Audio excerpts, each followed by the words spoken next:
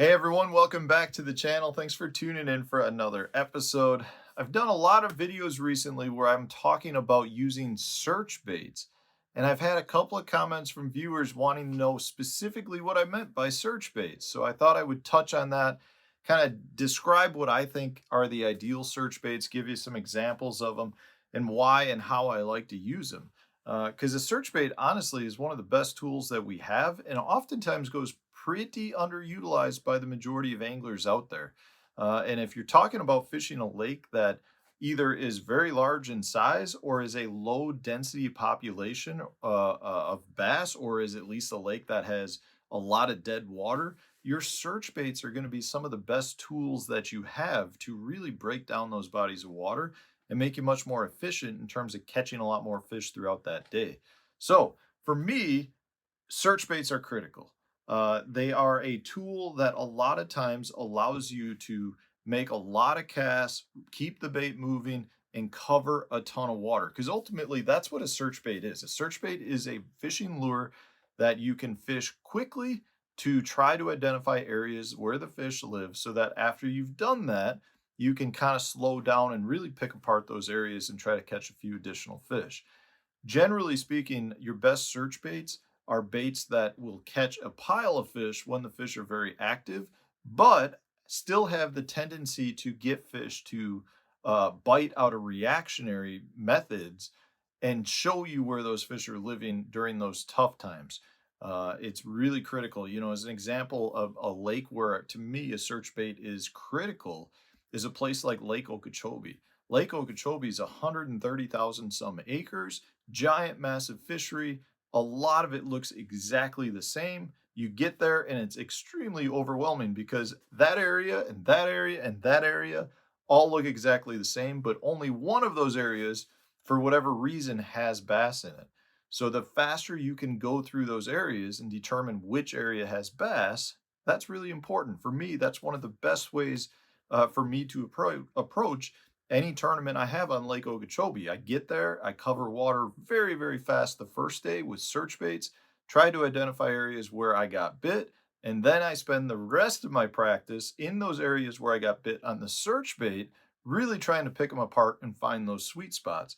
Because if you're catching bass on Lake Okeechobee, chances are there's a lot more in that area. But if you're not catching bass, you might be 3 miles from the nearest bass. There's a lot of dead water there. So I really like baits that move quickly and still have a lot of erratic motion in them, a lot of erratic movement to generate reactionary strikes from when the fish are in a lethargic mode. So one of my favorites is a lipless crankbait. This is the Booyah One Knocker. You guys know how much I like the old Excalibur XRK 50. This is kind of the new version of that. But your lipless crankbaits are critical. And the reason why these are so good is they run very, very well at high speeds. So if you are moving quickly, you can retrieve these at high speeds. But you can also fish them at a lot of different levels. You can fish them in 2 feet of water. You can fish them in 15 feet of water if you want. They come in a lot of different sizes. So if you want a 1/4 ounce one or a 3/4 ounce or even a 1 ounce one, you can get it. And it's just a bait that generates a lot of strikes. Plus, even though they run really well at high speeds, you can slow them down and kind of fish specific targets if you want. But overall, this is one of those baits that you can fish through timber, you can fish through weed flats, you can fish through just big bare rock flats. You can fish them almost anywhere, and they tend to generate a lot of strikes from all species of bass of all sizes. So I really like lipless crankbaits. Another similar bait to a lipless really is a vibrating jig. This is the one I just cut off my rod from my previous tournament, so it's all beaten up. But a vibrating jig is very similar to a lipless in that you can retrieve them at high speeds. They run true at those speeds, and it's almost like the faster you retrieve them, the better they get. You get a lot of crazy movement out of these as they're running. They get a lot of just side to side movement, and then they'll dart out to the left, dart out to the right. That's what generates a lot of your reaction strikes. But again, they work extremely well under almost every type of cover. Your grass, your rock, you can skip it under docks. You really can fish them almost anywhere. And from that standpoint, a vibrating jig is another really good bait at covering water and generating strikes from active and lethargic fish. So another one that I think a lot of people would probably not necessarily choose is a jerkbait.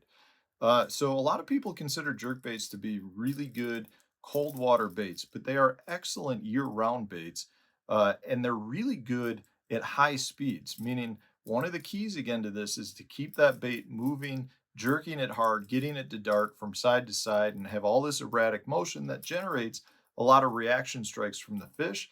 But it works year-round in cold water. One of the best baits we have in cold water, but in warm water instances as well, generates a ton of strikes from bass of all species.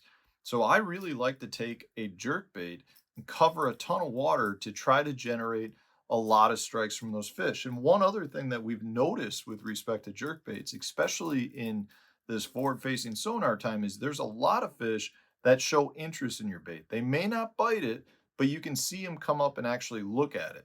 Well, to me, if my goal that day is to cover water and find areas the fish are using, if I'm seeing them show interest in a bait, that's basically the same as shaking off a bite during practice. It really is just telling me that that's an area with fish in it, and jerkbait has a lot of drawing power. So even when the fish aren't committed to it, they'll still come up and chase it or look at it or follow it because it is such a crazy, erratic bait that you're moving through the water column. The last category of baits that I love to use as a search bait are some of your faster moving topwater baits. This is a Berkeley Chapo. These Chapo plopper style baits are excellent at covering water. It's basically a buzz bait, but because you can straight retrieve it, you can fish them fast, you can find areas where there's a lot of fish holding it. For me, if I'm going down a bank and I get a couple of bites on a Chapo, I can almost always go back and pick that bank apart with like a shaky head or a drop shot or a wacky rig. They tend to show me where a lot of fish are and the banks that the fish are using. And it's hard to beat these baits in terms of covering a lot of shoreline cover. We see these be real popular in places like the Ozark region in the fall period, but they're every bit as good in the spring and throughout the summer. So a Chapo bait like this is an absolute critical bait for me. Anytime the water, I'm going to say, is mid 60s or higher, it's just a great bait at generating a ton of strikes and just, again, getting a lot of interest and finding those parts of the lake that the fish are using. You can do it similar with, like I said, a buzz bait or some of your other faster moving topwater baits. But if you really got to work the topwater bait, that tends to slow you down in terms of how fast you can cover water. So those are my four absolute best search baits.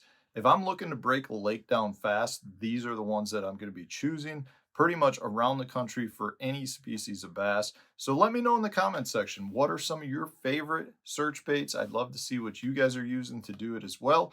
And if you enjoyed today's video, hit the like button, subscribe to the channel if you haven't done so already, and stay tuned, new video coming out tomorrow.